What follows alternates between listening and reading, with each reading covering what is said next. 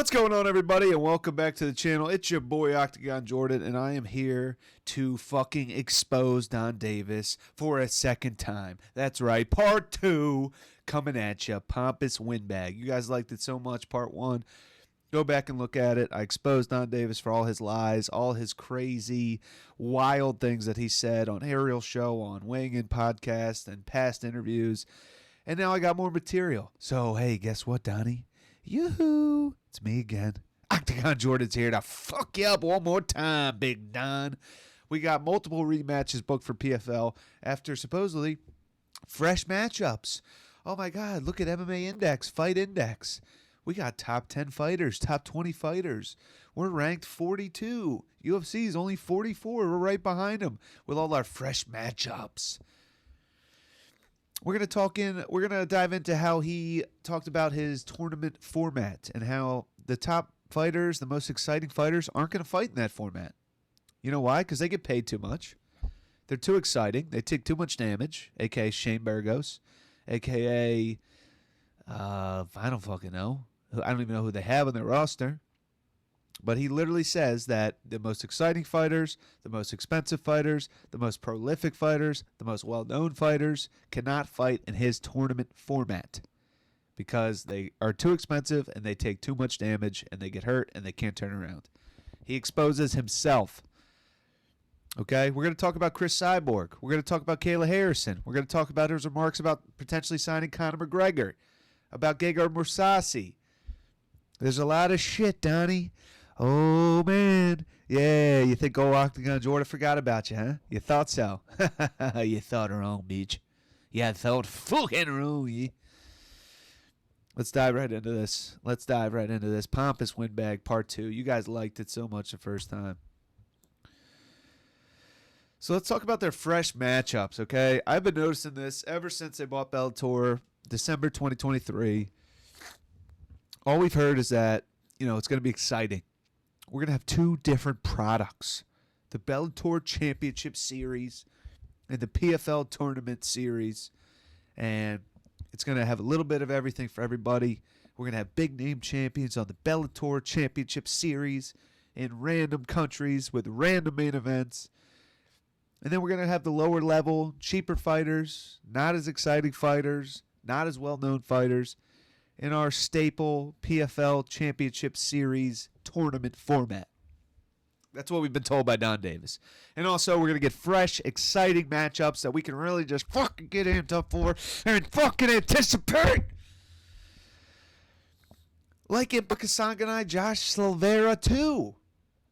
Who's been fucking jonesing for Impa Kasanganay, Josh Silveira, too?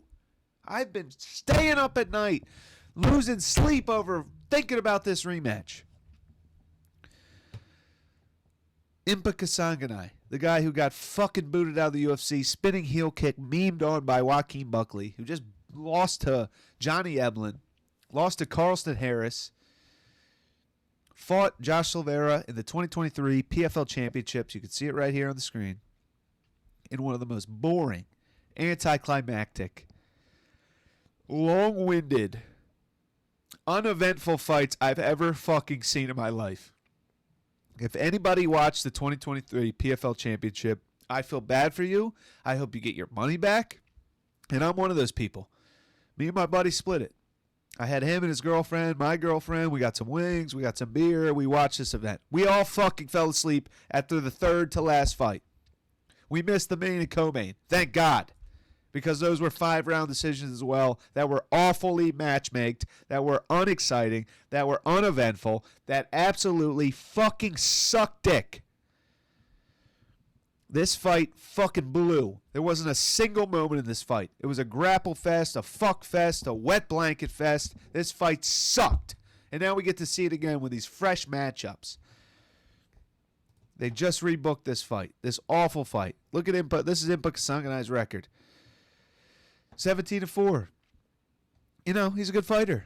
30 years old, sure. He's in the wrong weight class. I mean, he's fighting at light heavyweight. I don't know what he's doing. Obviously, light heavyweight fucking blows at PFL. Josh Silveira.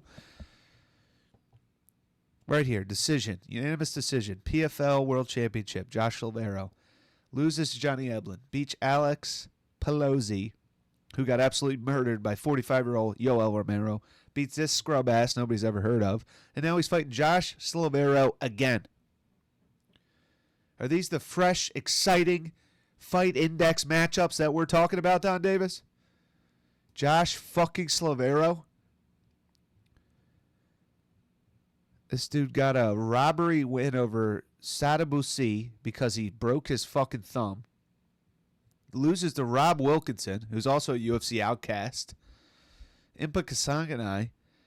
He beats 13-4 Ty Flores. He beats this guy by knee injury. He loses to Amari Akhmedov, who's also a UFC outcast. And this is what we're getting. Another rematch. Aaron Pico, one of your most exciting young prospects and fighters. We want to see him in exciting matchups, moving closer to the title. What do you guys do? His first fight in PFL? You book him a rematch against Henry Corrales. A fucking rematch on the undercard for Aaron Pico. The youngest, one of the best prospects you guys have. And where's AJ McKee? Where is he, Don? Where is AJ McKee? He fought one fucking time for you guys against Clay Collard and fucked him up in the first round. Submitted him in 1 minute. And he's the youngest, best, top prospect you guys have.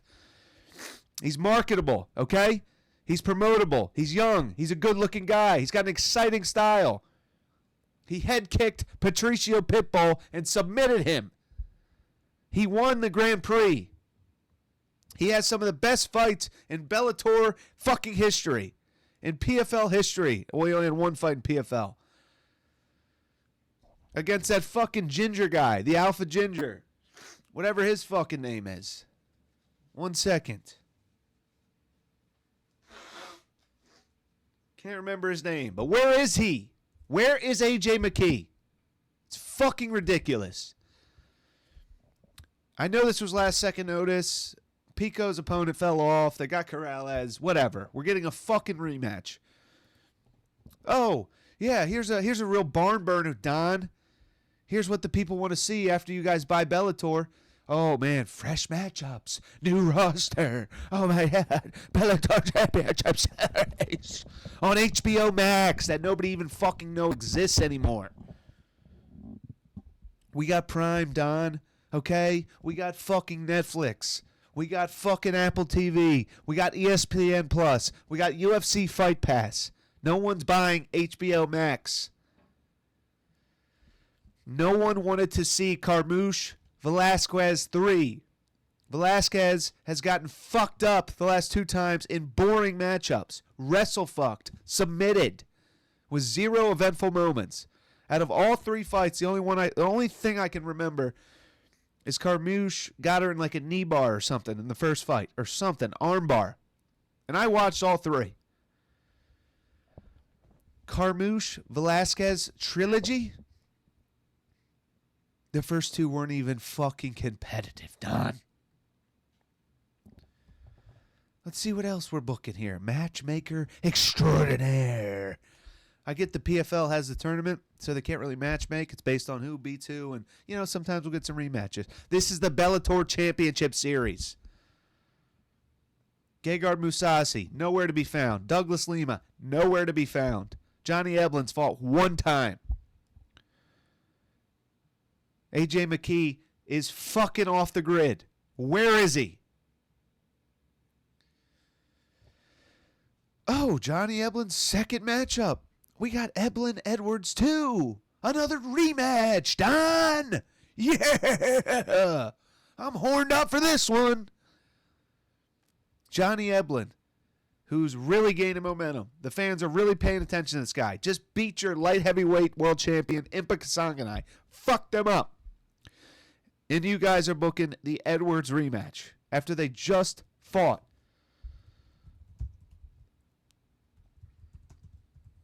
They just fucking fought. Fabian Edwards, round 3. September 2023. A year ago. This is what we're booking? Valentin Moldavsky just had a huge win against the Lehigh for you guys. Who do you book him up against? Linton Vassell. Rematch. Loses again. Fresh matchup. Fresh fucking matchup. Linton Vassell again. A wrestle fucker. A grappler at heavyweight. You're putting Moldavsky after a emphatic win against Anton de Lehigh in the main event of PFL 1. You pair him up against Linton Vassell to wrestle fuck him again. It's ridiculous. And there's many more rematches going on that I couldn't remember. The matchmaking has been fucking abysmal. You are not utilizing this correctly. And I understand that I think Bellator has some agreement or contract with some fucking entity or maybe HBO or Showtime or something where you can't just merge the company and just make it one PFL brand. I understand that. You said that in an interview. You're contracted to keep Bellator around for a year or 2 years, whatever you have mentioned. So I get that. But where's the creative matchmaking? Where are the big stars? Where's AJ McKee? Where is Patricio Pitbull? He's fought. Has he even fought? I don't even know if he's fought. I think he fought one time. We've seen Patricky Pitbull get his ass kicked 6 times. Clay Collard's fucking dumbass, who's only a boxer, who got absolutely smoked by AJ McKee. And yet AJ McKee's gone. Shane Burgos, haven't even fucking heard a sniff out of him. Where are these people, Don? Moving on. Let's dissect some of Donn Davis's interviews. The second one with Ariel Helwani that I haven't dug into yet. The weighing-in interview. I know these were a couple months back, but we've gotten a couple more fight announcements. We've had some fighter complaints, some tweets online, really exposing this stuff. So I want to dig into it. This is Donn Davis on MMA Hour. Last video I did on Donn Davis was his interview before this, 6-7 months ago. This was 4 months ago, so it's actually good. We have a little context after the fact that we can kind of compare this to. So let's dig into it. 1920 timestamp. You guys can check it out yourselves. Let's go to 1920 here. Let's see what he has to say about Cris Cyborg. We want to build them up as great as they can be, have them make as much money as they can, give them every opportunity they can, and to me, no big deal at all. So her next fight will be on that card, nothing in between? Nothing in between. Cris is certainly on the Mount Rushmore. Some people would say the greatest of all time. She's a pay-per-view fighter. We've told her that. So when her account, whether it's her or somebody else running it, says, fight me, why am I not fighting? She's earned the respect of only having big fights. So I don't know. So what does that mean? She's a pay-per-view fighter. She's earned the respect of only having big fights. Is that how this works, Don? In PFL? Because I know if they get a big fight, in UFC and they're the headliner of a pay-per-view, they get pay-per-view points. So someone like a Michael Chandler, it might make sense. Let me sit out. I got this big pay-per-view main event with Conor McGregor. I'm going to get pay-per-view points. I'm going to get some commission off of this. Let me wait. I don't think they get pay-per-view points at PFL. I could be wrong. But I'm pretty sure Cris Cyborg is not getting pay-per-view points at PFL. I don't think PFL sells any fucking pay-per-views. I think they lose money on pay-per-views. So how does that benefit Cyborg by sitting out and only having big fights on big cards, even though you guys have no fucking big cards? Patchy Mix versus Magomedov. Another rematch that I forgot to touch on. Patchy Mix, Magomed Karimov, or whoever, Magomedov 2 in London or in fucking Paris. Neither one of them is from Paris. You think he got pay-per-view points for that dumb shit? Another rematch, by the way, that I just remembered that I'm fucking pissed about. You're putting Patchy Mix against Magomedov, who we just fucking beat. Cris Cyborg has a contract. She wants to fight. She's been begging to fight online on social media. She wants MMA fights. She wants to make money. She has a contract. You guys just don't want to pay her contracted money unless it's a big pay-per-view card like the Ngannou El Problemo card. That you're talking about right now. That's supposed to be in October. That's not going to happen. That is definitely 100% not going to happen. You heard it here, Octagon Jordan. Cris Cyborg is not getting pay-per-view points. She doesn't care about a big fight. She's down to fight Leah McCourt. She's down to fight Larissa Pacheco. She's down. She's down to fight Julia Budd. She doesn't give a fuck. You guys don't have the money to fucking pay her. Understand why Bellator was fighting her in little fights. She's earned little fights? What? You guys don't have Kayla Harrison anymore. Bellator didn't have Kayla Harrison. Bellator had who they had. There's no other big women's names in that weight class. Little fights. Bellator 300 had Liz Carmouche Velasquez in the main event. Cyborg's last fight in UFC was against that other fucking chick who retired right after. Go look it up on Tapology. I don't remember her name right now. Spencer. What women's big fights have we... Kayla Harrison just fought Holly Holm on a prelim. Pacheco, she hasn't even fought. Where's Pacheco? Is she retired?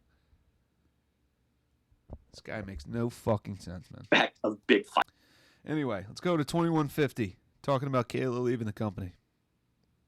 More bullshit out of this guy's mouth.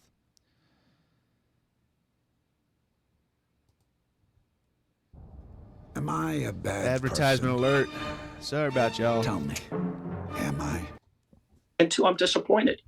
So I think unlike Dana, when he talks about other fighters, tends to be negative if they leave, or tends to be negative if they don't do what UFC wants them to do. Here, I'm disappointed. PFL in 6 years has never lost a fighter. And remember, in year 1, and year 2, and year 3, PFL was not a strong company. We're a new company. So there were many reasons for fighters to leave, and they never did. Now, did we release up fighters?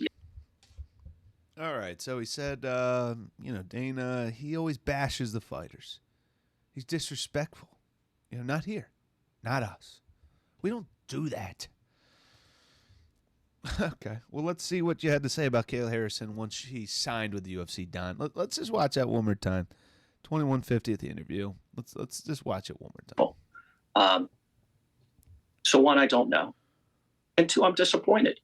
So I think unlike Dana, when he talks about other fighters, tends to be negative if they leave, or tends to be negative if they don't do what UFC wants them to do. Here, I'm disappointed. I'm just disappointed. I'm not mad that you cheated on me or that you stole my watch or you, wired some of my money. I'm just disappointed. Oh, really, Don? Oh, really? This tells a different story. That has gone from one direction It's the only one to the UFC, and that's Kayla. The only one in 6 years. Did you guys just decide to let her go? It's interesting. Some people at the very, very, very top of their career are LeBron James, and some at the very, very top of their career are Kevin Durant. And they're both otherworldly basketball players. But who they are is very different as people. One wants to lead and change their sport, and wherever they are is the best of the world. The other is a follower who needs validation. And we couldn't do anything about that. All right.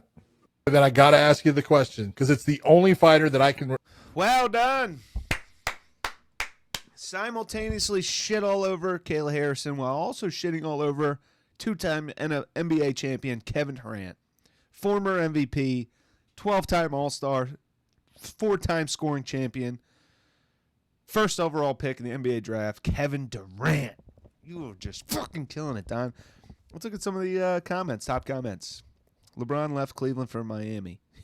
Yeah, Cleveland, a.k.a. Dumpy Town, for Miami, South Beach, Mamacitaville. Oh, can he explain why they won't let Mousasi fight in basketball terms, please? Yeah, Don, can you please explain that one? Oh, we'll get to that, Donnie. Don't you worry, Donnie boy. Psh, he doesn't understand an athlete's mind. This guy is an idiot. He's a dumbass. 24 minutes and 30 seconds talking about McGregor going to PFL. That's funny now. Now in retrospect, that McGregor is a part owner of BKFC and didn't even sniff at PFL. But, you know, as a promoter, you always got to talk about your promotion, getting the top guys, being in play for the top guys. I get why he's saying this, but it's just absolute blasphemy. And it's funny to look at. Again, this isn't PFL hate. I want PFL to do well. I want to see big matchups. I want to see AJ McKee. I want to see Johnny Eblen. I want to see Pitbull.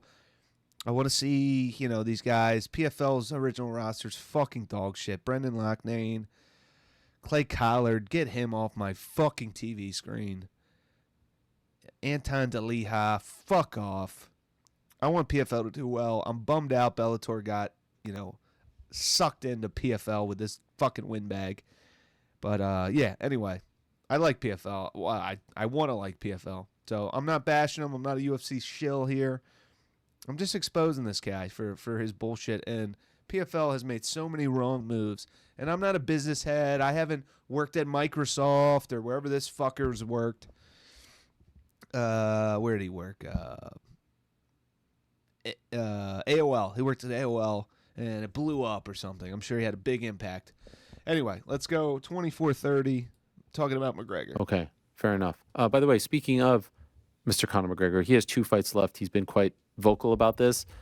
Not sure how much you could say, but is this a situation where you're like, okay, if he gets that fight in June and there's 1 fight left, you know, do we try to get all parties involved, all investors? Like this is the game changer right here. Do you try? Do you have to wait? When you hear that?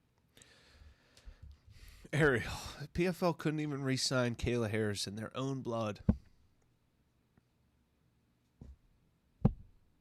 What free agent has gone to PFL? Derek Lewis? No. Derek Lewis could have signed with PFL. Had a huge matchup with Ngannou, because supposedly Ngannou is fighting for PFL, and Jake Paul. Jake Paul seems really invested in his PFL career. There's been a lot of Jake Paul PFL talk. You know, that's fucking really heating up now. Ngannou, man. Whoo, Ngannou can't stop promoting PFL. Yeah, Don, what about Conor McGregor? You know, you going to sign Conor McGregor? Maybe he'll sign Conor McGregor to the, Amanda Serrano, Francis Ngannou, Jake Paul contract of, tweet about PFL for like 3 months, show up to an event, pop up in the corner with a little Dean Thomas, blurb, and then just fucking disappear. Maybe. Let me make sure everything's going here. Sort of thing. And I know that you've heard it because it's been out there and you have your finger on the pulse. What are you thinking? Okay, so pretend this is your car. Your insurance will pay for another one. Oh, fuck off with the car ads, please. I have a car. Fucking Donn Davis ad here. Well, not addressing Conor per se, but just addressing any fighter, whether it's John Jones, whether it's Conor McGregor, anybody. The market understands that we now have the capital to do anything. The market understands that our desire to think differently is unlimited. And the market understands that our partner. The market understands. So why didn't you sign Nate Diaz?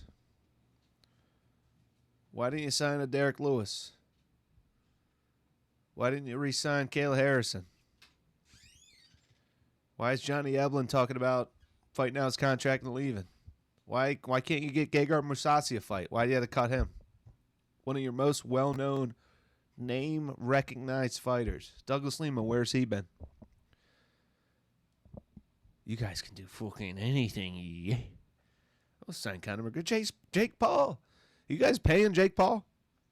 Don, that should be a question Ariel should ask him. Are you giving Jake Paul paychecks? Remember the Jake Paul promotion? He had the fucking gloves. PFL's next wave, tournament, unlimited rematches. Patchy Mix, Magomedov rematch in Paris for no fucking reason. Yeah, baby. Johnny Eblen, Edwards rematch. Sabatello Stotts, Carmouche Vasquez. Yeah. Ngannou, you paying Ngannou? PFL Africa Ambassador. What's going on there, Donnie? What the fuck's going on there? want to stage the biggest fights in the world beyond what's ever been done. So we don't need anything that we don't have to make the biggest fights happen with the biggest fighters on the biggest stage. So anybody who's interested, whenever they're available, we're ready. We are ready. All right. Well, you've signed 0 fucking big names. And I don't want to hear Cedric Doumbé. I don't fucking care about Cedric Doumbé. I didn't watch kickboxing. I didn't know Alex Pereira before he came to the UFC. I didn't know Israel Adesanya before he came to the UFC. Maybe these kickboxing extraordinaires, aficionado, are big Cedric Doumbé fans because he brought a fucking mattress to the ring in his first fight and KO'd some scrub ass who didn't shoot a takedown, walked right into a right hand. And then his second fight had a splinter, lost via splinter. Can't even really speak English that well. Not really that cool. I don't know. Anyway, let's move on to the Weighing In podcast. Oh yeah, I wanted to show this after he said that we're ready for anybody. We're ready for anyone, anywhere, any big names. We're ready for them. McGregor, we're here, and we're here to stay. Well, let's see what Gegard Mousasi had to say about that. Let's see, old Donnie. What's going on, Gegard? Where's the love? Where's the respect? I don't know. They don't even want to talk to me or any of the fighters. Okay, so let's talk about this because so I got some information as well, and I'm going to try to figure this out. You were a Bellator fighter. Bellator acquired by PFL. Your issue now, correct me if I'm wrong, is that you're not getting a fight from PFL. They're not putting you in the Bellator series or the PFL fight series. Is that accurate? Yeah, that's accurate. I think I have the same problem as Cyborg and Douglas Lima. I spoke to Douglas Lima. He's in the same issue. And what are they telling you or your management as far as why they're not giving you a fight? Yeah, but the funny part is they don't even want to talk to me. They say You've not talked to anyone in Bellator. You've not. Oh, guys, fighter first and fan friendly. We're here for the fighters. We're here for the fans. Every fighter gets 10% of the revenue. Every fighter that fights Francis Ngannou when he fights in 2029 gets $2 million. Fighter first, fan friendly. These guys get 4 fights a year. Yeah, if we win PFL. Evidently not. Evidently not. Not talked to Mike Hogan. You've not talked to people there. Yeah, I talked to Mike Hogan because he's the only one who still talks a little bit. But basically, they feel like I make too much money. Right. And Cyborg also, and those fighters too. But that's what I just said. That's what Donn Davis disguised as. Well, Cyborg, she's just a pay-per-view fighter. She's a big fighter. I don't know why PFL had her in these small fights against these fucking no-names. Because PFL and Bellator all have no-name women's fighters. And she's not getting pay-per-view points on Bellator or PFL because you guys don't sell any fucking pay-per-views. So she just wants to fight to get her fucking paycheck. Is that hard to fucking goddamn figure out? I'm sorry for cursing, but it's kind of frustrating. I know Ryan Bader is making the same amount. Pettis is making the same amount. Pitbull Brothers, I don't know both, but they make roughly the same amount. So it's not like whoever they can not let fight because they make too much money, they just don't let them fight. And so they're telling you make too much money, so we're just not going to fight you, or are they saying, hey, can we pay you less and then we'll fight you? Are they even offering anything to consider, or is it just like? All right, they're not offering fuck all, Ariel. Enough of this stupid interview. They're not offering fuck all. Okay. Let's go to the weighing in interview. Josh Thompson. This was a month ago. Yeah, 4 minutes and 13 seconds. He just proves right here that he doesn't know fuck all about MMA. Now, Donn Davis, I'm sure he knows more about business. He's older than me. He's obviously rich. He's successful. He's bought multiple businesses. So I'm not here to talk smack or talk down on his business acumen or his business prowess or how good of a negotiator or CEO or president that he is for a company. Obviously, he's a pretty successful guy, but this statement just lets me know that he doesn't know jack about MMA. And I'm just, a fan of MMA, a hardcore fan that's been watching since 2017, 2018. I don't work in the business. I don't know fighter pay and medical bills and contracts and arenas and doctors and referees and lawsuits, but it's pretty evident by this statement that, we can kind of deduct that, this guy should not be in this business. 4 minutes, 30 seconds. Around the world, too, not just here in the United States or North America. Yeah, it's interesting. Great question. But if you look at what's super important, it's how do you build a company? And nobody in MMA has been able to build a company other than the UFC. Building a company is hard. Having an idea is easy. Building a company is hard. And there are a lot of skills to building a company. And most people who have tried to build something in MMA, all they know is MMA. They don't know the skills of building a global industrial strength company. That's my expertise. So my expertise is, how do you put together great teams? How do you think big? How do you execute globally? How do you raise industrial strength capital? That's where this guy fucked up, okay? And again, I'm not this business expert or anything like that, but what he's talking about is building a large company, a Fortune 500 company, a sustainable, profitable company. And there's a lot of companies where it's a similar structure. It might be a different product. One selling, beer. One selling milk. One selling cheese. One selling a service. One's at AOL, his former company. Online platform, social media, email, online messaging. There's always a product. But the difference with MMA is that it's a human product. There's a lot of intricacies. That's why it is so difficult. When you look at a lot of these other companies, food companies, service companies, AOL, they got Yahoo, they got Hotmail, they got Comcast, they got, so on and so forth. UFC really doesn't have much competition because there's so many intricacies of the business. You can't come into an MMA business with just a formal business mindset. Oh, well, I ran Purdue Chicken, and we got Tyson Chicken. We smoked their asses. We got wholesale chicken at a cheaper price. We sold it for a better price. We had better marketing, better packaging, better supply chain, better transportation, larger warehouses, larger, staff. We're getting the chicken out quicker, raising more stock, more relationship with farmers. MMA is different, man. You got to have the product that people want first and foremost. In order to have the product, you have to have the fighters. In order to have the fighters, you got to have good benefits. You got to pay for their medical bills. You have to promote them properly, how they want. It's got to be a team thing. It can't just be, well, you guys are in control of your own destiny. We got this tournament, and if you win and you win all 4 fights, you get $1 million. And, whatever.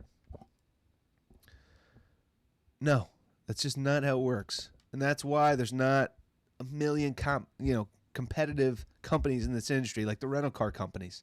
You got Avis, you got Hertz, you got Enterprise, you got Dollar Car, you got all these new ones popping up. Budget. It's different, man. And he's learning that. How do you deliver for partners? How do you build massive revenue streams? How do you deliver for partners? You have fucking shows that are trending that people watch that are exciting, with exciting matchups, big name fighters like AJ McKee.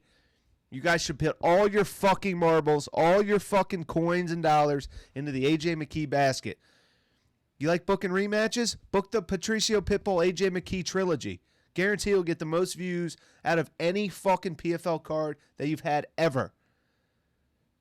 El Problemo against Ngannou. If you can't book that, El Problemo against Moldavsky before you stifle Moldavsky's momentum, rematching him against Vassell.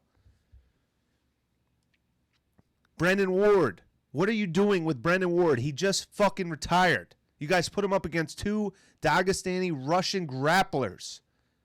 People like to see Brendan Ward fight. Did you not watch the Sabah Mousasi fight, Don? I guess you were too busy at AOL fucking around on Instant Messenger to watch the Mousasi Brendan Ward fight, clearly. And you put him up against two grappler Russians and fucking kicked him out of the sport. Now he retired. One of your most exciting fighters. Absolutely ridiculous. Let's move on. 12:40. Donn Davis talking about, the defending champions, they're not champions the next year. It's like Super Bowl, NBA champions. They have their belts forever.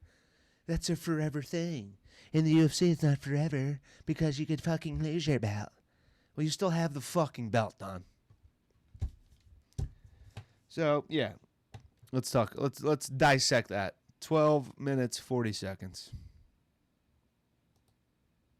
Next season starts and it's gone. Yeah, but here's the great news. Here's the great news. You're the winner forever. Remember, that's true in hockey. Yeah. That's true in the NFL. It's gone That's true in the UFC too, dumbass. when preseason camp breaks again. You're the winner forever when you win the fucking belt in the UFC. Look at Yuri Prohashka. He won one UFC title fight. He is a UFC champion forever. Jamal Hill, every fight gets announced. Former light heavyweight champion, Jamal Hill. Sack my fucking balls. Interim champions, Dustin Poirier. People still talk about that. Ariel brings it up in every freaking conversation. Dustin has it on his wall. BMF champion, Justin Gaethje. Interim UFC champion, Justin Gaethje. What are we talking about? RDA, one-time UFC champion, lost to Eddie Alvarez. Still talks about it. Was just tweeting about it to Michael Chandler. Michael Chandler's a multi-time Bellator champion. Doesn't give two bullocks about it. Is dying for a UFC title. And you're saying it's gone. And with the NFL, it's gone. No, you're the Right? Stanley Cup champions. Yeah, you're the Stanley Cup champion for 2019. That's true. Okay. That's true. So you're the PFL champion in 2023 forever. Okay. You have All your right. Hey Don, yeah, you're the NHL champions for 2019. Yeah, they have 80 games. Same with baseball. Oh well, the Rangers are only the World Series champion for 2023. Yeah, well, first of all, they're the defending World Series champions. And yeah, not every game is going to be for the World Series championship. It doesn't work that way. With fighting, there's 3 fights a year, 2 fights a year. I know you like to make your champions fight 4 times a year, which you go on to say in this next clip, which is why you don't have the most exciting fighters in the tournament. You don't have the most highest paid fighters in the tournament. You go on to say how Justin Gaethje could never fight at PFL because he's too exciting, takes too much damage, and is too expensive. How is that promotion, Don? Please tell me. Please fucking tell me. I get you're trying to be the MLB, the NBA, but you can't. Those guys aren't taking physical damage to their fucking faces and brains and bodies. Well, it's the toughest test in MMA. You got to fight 4 times a year, every 2 months. What does that tell us? That doesn't show us the best fighter. That shows us the best fighter that can mediate taking damage and make the fights boring as hell, which is why your championship series in last year sucked. The worst card I've ever watched. Pay-per-view, fight night, Bellator, PFL, Triller, Jake Paul. Worst card I've ever fucking watched. I literally felt I did not watch the last 2 fights, and I am a hardcore.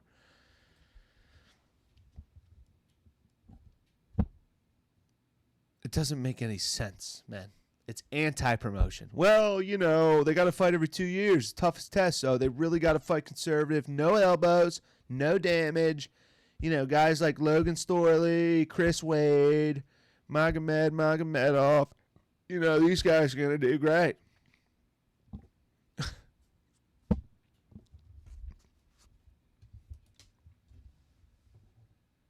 Right. 2023 belt forever. This is no different than any other sport. You won it that year. You're the champion that year forever. So to me, it's better. Because you know what? It is different than every other sport, Don. We want to see these guys fuck each other up. Train for 8 weeks, 12-week training camps, and anticipate these specifically made matchups of champion versus number one contender. We don't want to see some Iron Man triathlon horse shite for 8 months where, this guy gets hurt or elbows and this guy's got better cardio and who can make it the most boring wet blanket matchup possible and they'll get the million and Justin Gaethje can never fight in this. He's way too exciting. You know how long you have it in the UFC? 1 fight. You may lose the next fight. And what were you? Yeah, if you lose the next fight, you're not the fucking champion.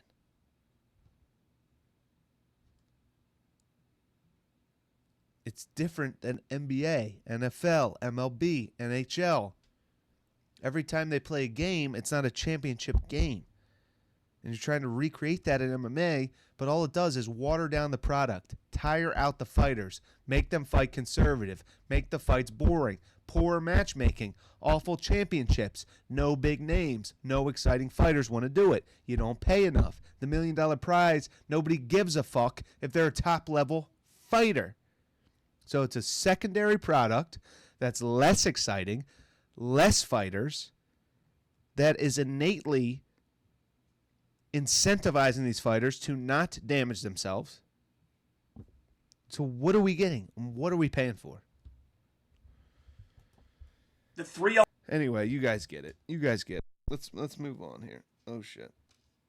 Let's move on here. Oh yeah, 1405. Well, let's just keep it going. 1 champ until 302. You were nothing. So to me, I love it that they. That's great. He said you were nothing. You're nothing. Let's watch that again. So to me, it's better. Because you know what? You know how long you have it in the UFC? 1 fight. You may lose the next fight. And what were you? The 301 champ? Until 302? You were nothing. So to me, I love it that nobody can take anything away from you. Just like in sports, no one can take it away from you. Now, is the season perfect? No. Why? Not everybody can do it. 4 fights in 8 months is the toughest test in MMA. No one will dispute that. That doesn't mean that it can determine the best fighter, because not everybody can do it. What was the logic? That doesn't mean that the toughest test in MMA that I'm promoting as my biggest fucking selling point and my big fucking product and the absolute epitome of my brand. That doesn't mean that the best fighter is going to win. UFC, if they're a UFC 301 champ, what are they? They got to fight UFC 302. They could fucking lose. Then they're what, the UFC 301 champ? No. They're the UFC light heavyweight champ, UFC welterweight champ, UFC lightweight champion, which is more prestigious because they fight the best of the best on a proper training camp. Doesn't matter the number, Don.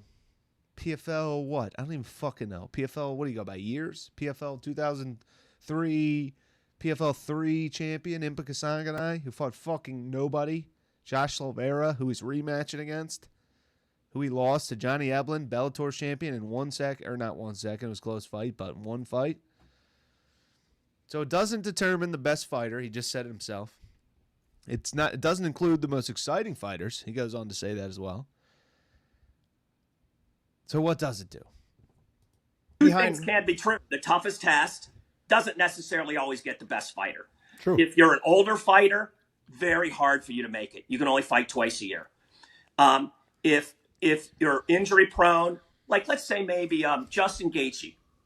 We acquired Justin Gaethje's contract from the beginning when I bought the World Series of Fighting. He was under contract that very first year I had it. Yeah, absolutely. Justin told us, the way I fight my body, I couldn't fight 4 times in 8 months. Your new idea. He told us this in 2000. Don's smiling about this. He's happy. He's happily telling the story. I had Justin Gaethje under contract, John, and Josh Thompson. I had him. And I came to him with my new idea, and he said, I can't do that. I'm too exciting. I'm too fun. The fans will like me too much for your new idea. How'd that work out for you, Don? Now we got Impa Kasanganay, Josh Silveira, too. Locknane versus Justin, whatever the fuck. Moldovsky and Deliha. Bader and Fahea. Collard and Patricky. But, you know, Gaethje just laughed. Yeah, I can't do that. I'm too exciting. The fans love me way too much. I'll just go to the UFC and be a Hall of Famer and an interim champ and a BMF champ and headline multiple pay-per-views and get pay-per-view points and be a household name and, you know, fight Dustin Poirier a bunch and just, you know, do way bigger and better things, bitch ass. Yeah, fucking pisshead, yeah. He's 17. happy. He's smiling. Justin Gaethje, who is top 5 exciting fighter in the UFC, period. And a great fighter. Season format, not great for Justin Gaethje. So age or your type of fighting, you could be a great fighter, and it's not perfect for you. Granted. But if you want to know absolutely what's the toughest test in MMA. Hi, everybody. Eric Trump. I want to thank you so much. Fuck off with the political bullshit.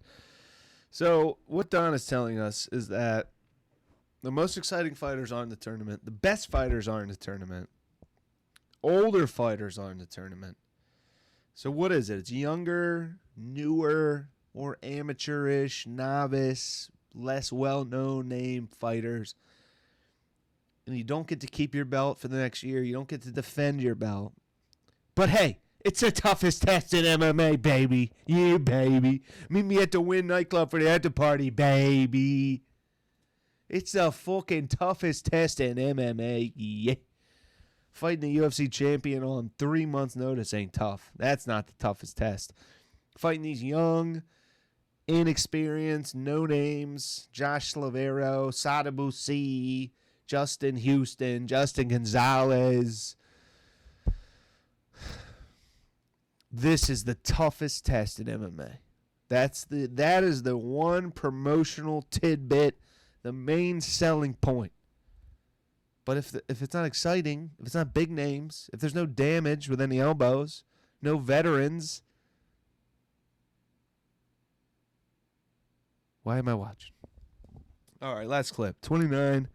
He says they would get every fighter under the sun. Let's dig into this clip. 29 minutes into the interview. We're winning. So the classic promoter job of the UFC, of developing talent, forming a relationship with talent, and making talent think you're in their corner, guess who's winning that game? It ain't them. Fighters don't want to be there. Fighters don't want to be there. Yeah. That's why John Jones has been there 15 fucking years. Israel Adesanya has signed multiple contracts. Alex Pereira has signed multiple contracts. Derek Lewis, after establishing himself, creating a big name, creating a following, a fan base, already kind of older, you know, did his shit in the UFC, fought who he had to fight, fought everybody. He still didn't come to your promotion. Your fuck all promotion. Francis Ngannou came to your promotion, hasn't fought. Jake Paul hasn't fought. Man Serrano hasn't fought. Start signing there, and if fighters were free to leave there, we'd have more of them. Okay, then I got to ask you the question. You would have more of them how, Don? Would the more of them that would come over from UFC if they were free to leave, if they weren't trapped in a contract, PFL would have more of them. Well, you just said that the tournament format doesn't like veteran fighters, doesn't like big name fighters because they're too expensive.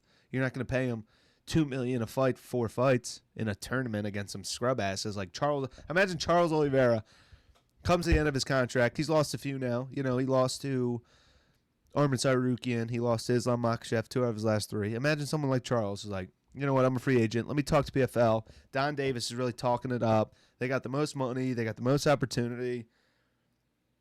Where are you going to put Charles Oliveira? He's not going to fight in your stupid fucking tournament. He doesn't care about $1 million. I think he gets at least $2 mil a fight. Definitely when he was champion. So he's not going to do that. Bellator series, who's he going to fight? Who's he going to fight? Clay Collard 3 times? In Paris? In Saudi Arabia? Shane Burgos, who's lost 3 fights? AJ McKee, who we haven't even seen? That would be a sick matchup. But we would never see that at PFL. There'd be no point to it. Don thinks the people want to see a tournament. They want to see teams, and that's what he doesn't understand, that MLB, NHL, NBA, NFL, people are fans of the teams. Players leave the teams. I'm a Green Bay Packers fan. Players leave the team. We move on. Aaron Rodgers leaves. We get Jordan Love. Brett Favre leaves. We get Aaron Rodgers. Fighters, there's no fan bases for fighters. There are fan bases for fighters, but I mean, there's no fan bases for fighters where if it's not like a team where if players leave or this and that or championship team gets disbanded, they'll still be a fan of the team. It's different. They're a fan of just a person. So you can't have a season tournament format where, oh, I'm really a fan of this team. You know, even if they're not exciting, I'm still going to root for them. I love this team. It's like, it's just a person. If they suck or if they're not exciting, no one's going to be a fan of them. It's not, oh, I'm from Green Bay. I'm from Philly. I'm a Sixers fan. I don't care if they suck. I don't care if they have nobody. I'm from Philly. I'm a Sixers fan. Impa Kasanganay is from wherever, Texas. Oh, I'm from Texas. He's boring. I got to be a fan of Impa Kasanganay. Doesn't work like that. That's the difference between a team and individual people. And the same with PGA Tour. Oh, that's individual people. Yes, correct. But the best players can actually play in the tournaments. The best players can have all their effective moves in every tournament. Scotty Scheffler can hit a 400-yard drive. He can get an eagle. He can get an albatross. He can hit a 40-yard putt. In your tournament, you can't have elbows. It's too damaging. They have to do it every 2 months. It's physical on the body. Golf is not physical on the body. It's just different. Because it's the only fighter that I can honestly think of that has gone from one direction It's the only one to the UFC, and that's Kayla. It's the only one in 6 years. I want to be able to make sure that Goose is getting the best nutrients possible. Yeah, Goose. Let's go, Goose. Oh, more politicals. I'm sorry, guys. Let's just get past this political nonsense and let's wrap this up here. These 2 guys are pillars of this, not just Bellator. Talking about Lima and Mousasi. Dream days. He's been around for a long time. Top middleweight in the world and 205-pound champion in Strikeforce. Douglas Lima has built this promotion kind of on his back in Bellator, along with Patricio and Patricky. Where are we at with them, and what's going to happen with them? I would say 2 things. One, Well, Josh, great question. I'm going to fucking fire Mousasi in 2 days, which is what happened after this interview got released. And then I'm going to re-sign Douglas Lima just for PR purposes, because in the public, Douglas Lima and Mousasi have been, linked because I'm asked about them both every interview, and everyone knows they're 2 veteran fighters who've been around forever. So I can't fire both. So I'm going to fire Mousasi. I'm going to re-sign Lima, and then I'm just not going to book Lima for fuck all. I'm not going to book Lima for fuck all. I'm going to book Impa Kasanganay against Josh Silveira for the 20th time. Moldavsky, you got some momentum now after beating our former heavyweight champ, DeLiha. In 2021, he has that forever, by the way, DeLiha. Who cares what he's doing now, right? He's got that forever. It just makes no sense, man. what I'm super proud of is the market and anyone you talk to, fighters, business partners, media, managers, we're direct, fair, and reasonable. 100%. That's my 35 years in business. That's the culture that we've built here. So I will say, without commenting out of respect on individual negotiations or specific situations, we're direct, fair, and reasonable with everybody that we deal with. And will everybody's contract be honored? All right, so that's pretty much it. We know Mousasi got cut. Let's look at this. This was an interview we did back in 2021. Hey, so this is what he always says. He says, hey, you know, our card might not have the biggest names, but if you look at Fight Index, we have 10 of the top 20 fighters, 20 of the top 60 fighters. Our cards are comparable to UFC fight nights, not pay-per-views, but fight nights, based on fight metric. He goes on to say that here about his 2021 PFL World Championship. We have 10 fighters right now in the top 20 of the world fighting on the same card. There has never been, you will never see that from the top 20. Ever. Not UFC 300, not UFC Sphere, not any UFC Fight Night, not UFC 200, not UFC 249, coming back from the pandemic, not UFC 280 in Abu Dhabi, not new UFC 295, MSG. You know, sometimes they have Mayweather, McGregor, which wasn't even UFC, but we have top to bottom the best cards, and the fans should not miss it. And also, we have Wiz Khalifa performing live, who's washed up and nobody gives a fuck about. Let's look at the 2010 PFL championships. Kayla Harrison against this chick who doesn't even have a Wikipedia, who I've never heard from, beats her. Kayla Harrison in the UFC now. Ray Cooper, who's completely given up on his career, just doesn't even fight anymore. Against Magomedov, Karimov, whatever. Clarissa Shields, amateur MMA fighter. I mean, is she top 20 MMA fighter? Bruno Capoloza, who just got destroyed by Moldavsky. Daliha, who got destroyed by... Or no, Capoloza got destroyed by Vadim Nemkov. Daliha got destroyed by Moldavsky. Chris Wade, who's on a 4-fight losing streak, ex-UFC guy against this guy. Shoeface, ex-UFC guy. Julia Budd sucks, so old. I mean, what are we talking about here? What UFC, a no-name, washed up, never fights, boxer, lost, loser, lost. And to wrap this up, Cris Cyborg. I mean, she is just begging on Twitter for a fight, Don. We don't want to hear this. Oh, you're just a big pay-per-view fights for Cris Cyborg. Big fights. Well, if that's the case, why haven't you booked Pacheco Cyborg yet? You bought him in December. You bought Bellator in December. Pacheco hasn't fought since. She's begging on Twitter, too. She wants a big fight. Make it happen. Leah McCourt, what's she up to? Where are they at? Where they fucking at, Don? Patricio Pitbull, same thing. He's complaining. Only 8 Bellator events per year isn't enough. Donn Davis, everyone should be able to fight 2 or 3 times a year. At least for these big names. Patricio, Cris Cyborg. This isn't Clay Collard, Don. This isn't Brandon Loughnane coming out of Dana White's Contender Series in 2020. These are established names, and you should have thought about this before you bought Bellator. Where's AJ McKee? He's had 1 fight. Where's Patricio? Where's Cris Cyborg? Where's Lima? Where are these guys? 1 or 2 pay-per-view events is not enough opportunity to fight either. Promoters should work with their fighters and promote them. Yeah, promote Cris Cyborg. Put her on one of these fights. Put her on one of the PFL cards. You used to do that. If you had a PFL tournament card, you used to have Kayla Harrison special event fight. You can still have Cris Cyborg special event fight, attracting viewers to your PFL tournament, eliminator cards that suck, that have no name value, that are trash. Moldavsky Vassell 2 was a headliner. And you can't have Cris Cyborg fighting somebody, Liam McCord on the undercard, special event or something?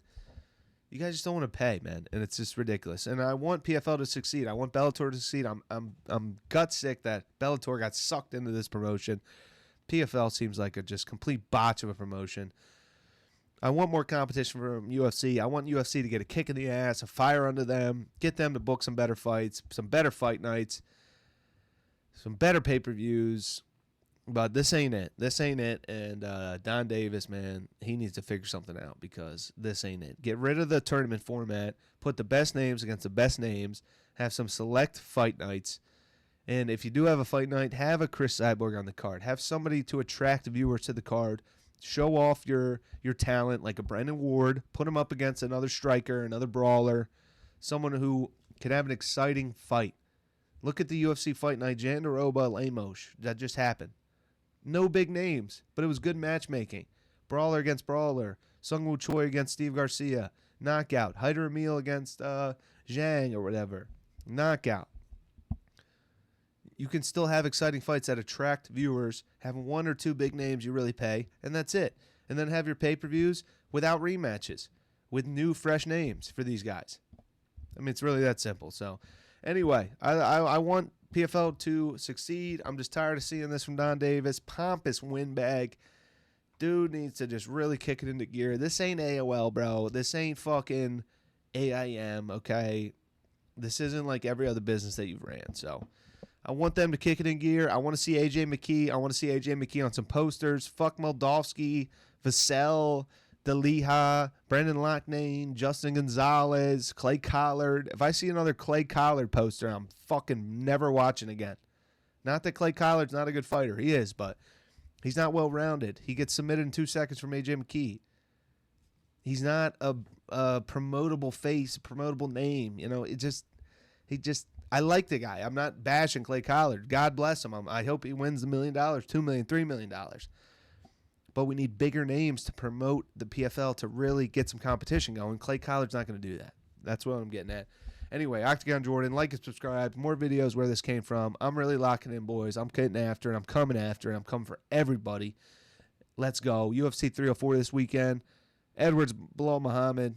Tom Aspinall, Curtis Blades. Patty the Batty against Bob Green. Breakdown coming soon. Love you guys. Let's go.